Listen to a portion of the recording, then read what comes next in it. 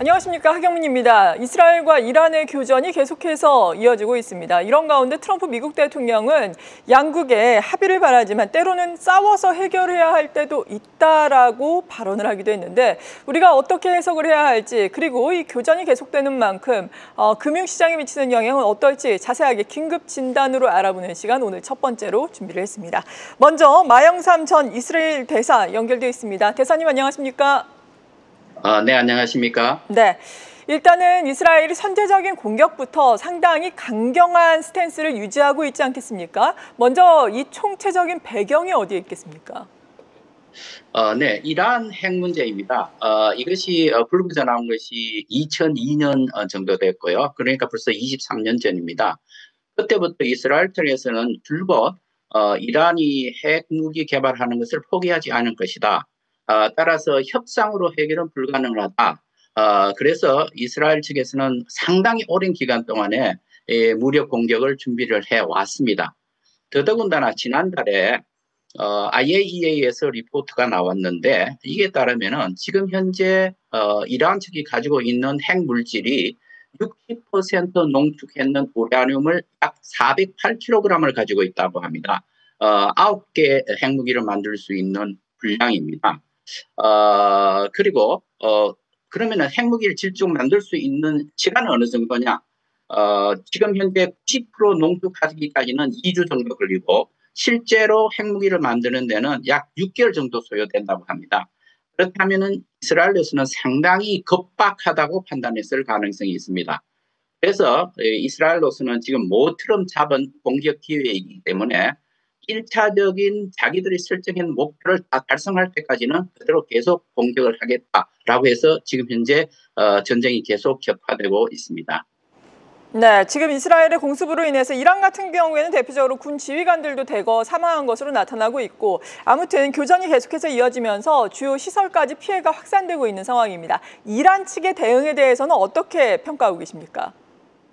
네, 이스라엘이 이번에 공격하기 전부터 이란 측은 만약에 피습을 받으면은 가혹한 응징을 하겠다라고 얘기를 했고 지금 현재 이란의 대응은 바로 그 선상에 있다고 생각이 됩니다.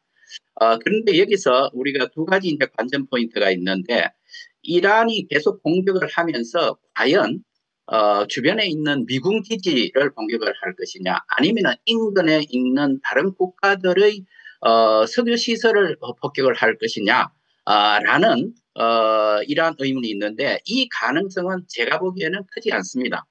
왜냐하면은 이것은 미국의 직접적인 개입을 유도하기 때문입니다. 또 한 가지 관전 포인트는 이란이 그러면 호르무즈 해협을 봉쇄를 할 것이냐라는 겁니다. 그 가능성도 저는 그렇게 높지 않다고 봅니다. 왜냐하면 세계 경제에 미치는 영향이 너무나 크고 이란은 고립될 것입니다. 그리고 결국은 이것이 이란의 경제에도 도움이 되지 않을 것입니다. 따라서 그 가능성은 높지 않다고 봅니다. 그런데 이제 여기서 또 한 가지는 만약에 이란이 자기들이 지금 하는 이 공격이 별로 효과가 없다라고 판단할 가능성도 있습니다. 그렇게 되면은 결국은 그 이란이 미국과의 핵 협상에 다시 되돌아올 가능성도 저는 있다고 봅니다. 왜냐하면은 이러한 사람들은 상당히 합리적입니다. 그리고 신중한 판단을 합니다. 그래서 그럴 가능성에 대해서도 저는 무게를 두고 있습니다.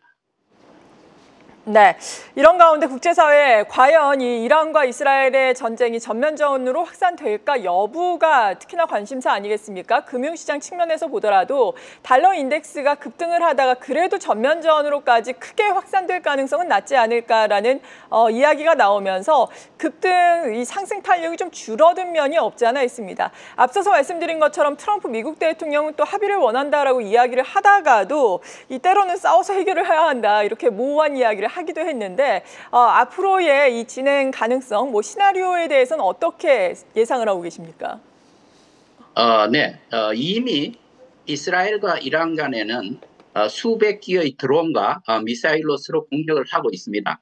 양자 간에는 이미 전면전이 일어났다고 우리가 생각을 할 수가 있습니다. 그런데 문제는 주변의 국가들이나 세력이 개입하는 확전의 가능성이 얼만큼 있느냐 하는 문제입니다. 이란의 대리 세력인 하마스, 헤즈볼라, 후티 반군 최근에 그 세력이 크게 위축되었습니다. 그래서 여기에 개입할 능력이 있느냐? 저는 부정적입니다. 두 번째는 그렇다면은 주변에 있는 국가들, 이제 아랍 국가들이 되겠죠. 이 나라들이 개입할 가능성이 있느냐? 제가 보기에는 그것도 크지 않습니다. 왜냐하면은 이 아랍 국가들은 자기들의 경제 발전에 대한 노력을 집중을 하고 있는 상황에서 국익 차원에서 보면은 여기에 확전되는 것을 원치 않을 것입니다. 결국은 그렇게 된다면은 이스라엘 측에서 지금 주장하는 바와 같이 목표가 달성될 때까지 계속 전쟁을 하겠다. 몇 주 정도 걸릴 것이라고들 예상들을 하는데 이 말에 우리가 주의를 기울여야 할 것입니다. 결국 키는 누가 가지고 있느냐? 트럼프 대통령이 가지고 있습니다. 지금 여러 가지 말이 굉장히 혼란스럽게 성명을 발표하고 있습니다만은 제가 보기에는 트럼프 대통령이 네타냐후 총리에게 어느 정도의 압력을 가해서 전쟁을 빨리 끝내라라고 얘기를 할 것인데 그게 어느 정도 효과가 있을 것이냐. 만약에 그렇게 해서 전쟁이 끝난다고 하면은 미국과 이란 간의 핵 협상이 다시 진행이 될 것입니다. 더불어서 트럼프 대통령으로서는 이 중동 지역에 보다 큰 평화 구상을 하고 있습니다. 네. 그것이 바로 그 아브라함 협정을 확대하는 것이고 이스라엘과 이란, 사우디아라비아 간의 수교 문제에 대해서 트럼프 대통령이 보다 정성을 기울일 것으로 생각을 합니다.